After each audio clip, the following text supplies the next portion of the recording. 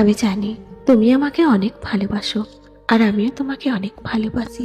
মাঝখানে একটাই আমাদের দূরত্ব, সেটা হচ্ছে তুমি হলে অবিবাহিত আর আমি হলাম বিবাহিত। কিন্তু তবুও আমাদের ভালোবাসাটা কোনো দিক থেকেই কমতি নেই। আমি বিবাহিত জেনেও তুমি আমাকে অসম্ভব ভালোবাসা, মায়া দাও, আর আমি তুমি এক অবিবাহিত ছেলে জেনেও তোমাকে আমি অসম্ভব ভালোবাসা, মায়া দিই। দুজন দুজনের প্রতি আমাদের অনেক ভালোবাসা, অনেক বিশ্বাস, অনেক আশা। তবে মাঝখানে একটা কথা কি জানো, তুমি না আমাকে ঠিক মতো আপন করতে পারছো, না আমি তোমাকে ঠিক মতো আপন করতে পারছি। এই যে একটাই কারণ, আমি বিবাহিত। তুমি যদি আমাকে সহজে আপন করে নাও তবে আপন করা যাবে, কিন্তু আমি তোমাকে সহজে আপন করতে পারবো না, যে হয়তো আমার সংসার আছে। আমি যদি বলি আমি তোমাকে ছেড়ে বাঁচবো না, আমি যদি তোমার কাছে ছুটে চলে যাই, তোমার হতে চাই সারা জীবনের মতো, তো বিশ্বাস করো মানুষ আমার প্রতি হাজারো কথা বলবে, হাজারো কলঙ্কের দাগ লাগাবে। এই যে মন থেকে তোমাকে আমি কত ভালোবাসি, আমাদের ভালোবাসাটা কতটা পবিত্র সেটা তো মানুষ জানে না। মানুষ হয়তো ভাবে আমাদের ভালোবাসাতে কোনো স্বার্থ আছে। শুনেছি নাকি কোনো এক অবিবাহিত ছেলে যদি বিবাহিত মেয়ের মায়ায় পড়ে যায়, তবে মানুষ বলে সেটা কি আর ভালোবাসা বলে, সেটা তো স্বার্থের জন্য তাকে আপন করেছে। কিন্তু মানুষ তো জানে না যে পৃথিবীতে সব পুরুষ সমান নেই, সব পুরুষের ভালোবাসা স্বার্থ হয় না। যেমন তুমি আমাকে ভালোবাসো, তুমি জানো যে তুমি আমাকে পাবে না, তুমি এটাও জানো যে তোমার সঙ্গে আমার সংসার হবে না, তবুও তুমি আমাকে অসম্ভব ভালোবাসো, তবুও তুমি আমার পথ চেয়ে বসে আছো।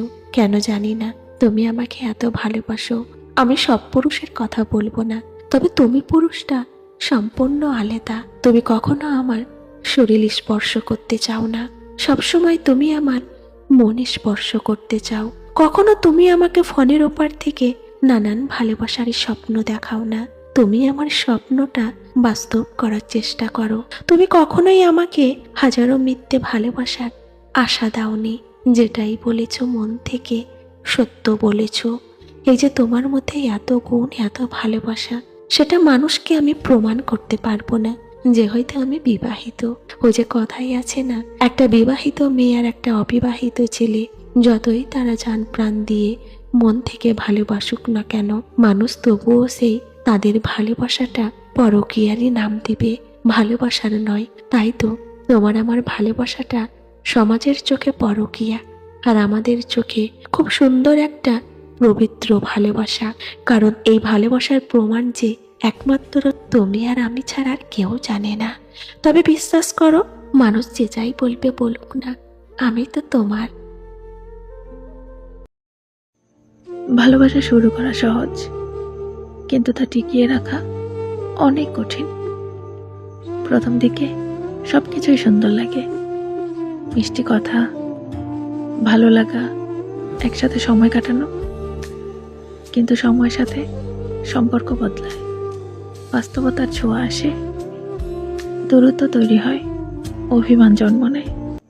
ঠিক তখন বোঝা যায় ভালোবাসা টিকিয়ে রাখা কতটা কঠিন। যে সম্পর্ক টিকে থাকে তার পিছনে দুজন মানুষের ধৈর্য, বিশ্বাস আর একে অপরের বোঝার চেষ্টা থাকে। ভালোবাসা মানে আমি তোমাকে ভালোবাসি এই কথাটা মুখে বলা নয়, বরং প্রতিটা দিন তা কাজে প্রমাণ করা। যখন মন খারাপ হয় তখন পাশে থাকা, যখন রাগ হয় তখনও ফিরে আসা, এটাই আসল ভালোবাসা।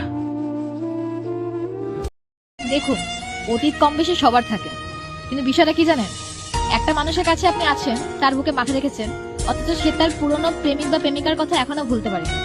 তার সঙ্গে কাটানো মুহূর্তের কথা এখনো তার মনে আছে, সে কোথায় দেখা করতে গেছিল, কি করতে গেছিল, এবং সেখানে আপনাকে নিয়ে যাচ্ছে। ভাই, এটা ভীষণ এমব্রেসিং একটা বিষয়, একটু বুঝুন। মানে এতটা নিজেকে বিলিয়ে দেবেন না, বিসর্জন করবেন না।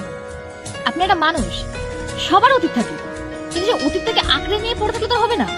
যখন আপনি একটা মানুষের জীবনে যাচ্ছেন, বুঝতে হবে যে আপনাকেও যেন সবকিছু ভুলতে হবে, তাকেও সবকিছু ভুলতে হবে। তার মধ্যে নতুন সম্পর্ক কি করে তৈরি হবে? যাদের যাবার তারা তো চলে গেছে।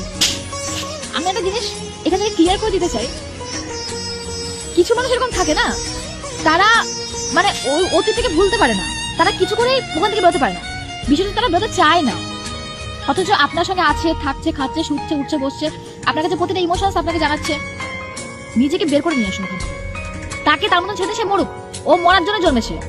এবার আপনি ওর সঙ্গে থাকতে থাকতে না, আপনি যে তাকে এনার্জি দিচ্ছেন, সে আপনার এনার্জি নিয়ে আপনাকে দুর্বল বানিয়ে দিচ্ছে। একটা সময় পরে হবে কিনা সে ঠিক হয়ে যাবে, সে বেরিয়ে যাবে, আপনি আটকে পড়ে থাকবেন। খুব বাজে একটা বিষয়, মানুষ বুঝতে পারে না। এই যে প্রথম একজন যায়, প্রথম জনকে সে ভুলতে পারে না, দ্বিতীয় জন মাঝখানে যে আসে, এই দ্বিতীয় পাবলিক গুলো আপনার ফেসে যায়। তারপর তৃতীয় জন আসে, অলরেডি সে তো রিল্যাক্স, সবকিছু সব বেরিয়ে গেছে, সব এনার্জি সবকিছু ক্লেম, সব ঠিক হয়েছে, হিল হয়ে গেছে নিজেকে। এবার তৃতীয় জনের সঙ্গে রিল্যাক্সে ঘুরে বেড়াচ্ছে। দ্বিতীয় জায়গায় যারা আসে ফেসে যায়, ওরা কোনোদিনও মুভ অন করতে পারে না, কোনোদিনও পারবে না এসব মানুষ মুভ অন করতে। নিজেকে বাঁচান, আপনি বাঁচতে বড় বাপের নাম।